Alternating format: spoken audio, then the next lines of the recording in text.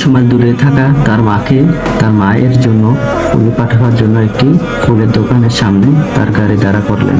গাড়ি থেকে নেমে তিনি দেখলেন একটা বাচ্চা মেয়ে দোকানের বাহিরে দাঁড়িয়ে ফুঁপিয়ে ফুঁপিয়ে কাঁদছে।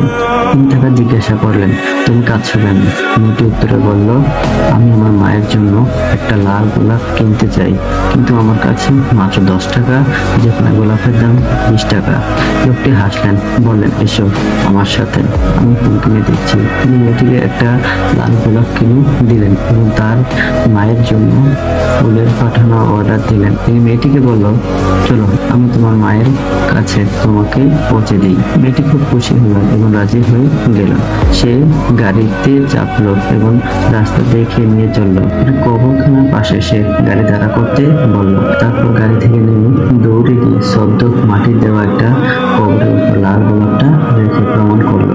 লোকটি দু চোখে জল ভিজে গেল। তিনি গাড়ি ঘুরিয়ে ফুলের দোকানে এলেন, ফুলের পাঠানোর অর্ডার বাতিল করলেন, কিছু তাজা ফুলের গোছা কিনলেন এবং 200 মাইল দূরে মায়ের কাছে যাবার জন্য গাড়িতে স্টার্ট করলেন। আপনার প্রিয় ব্যক্তিকে কৃত্রিম ভালোবাসা জানাবেন, ঠিক সময় তাদের ভালোবাসার শ্রদ্ধা নিবেদন করুন, নয়তোবা অনেক দেরি হয়ে যাবে।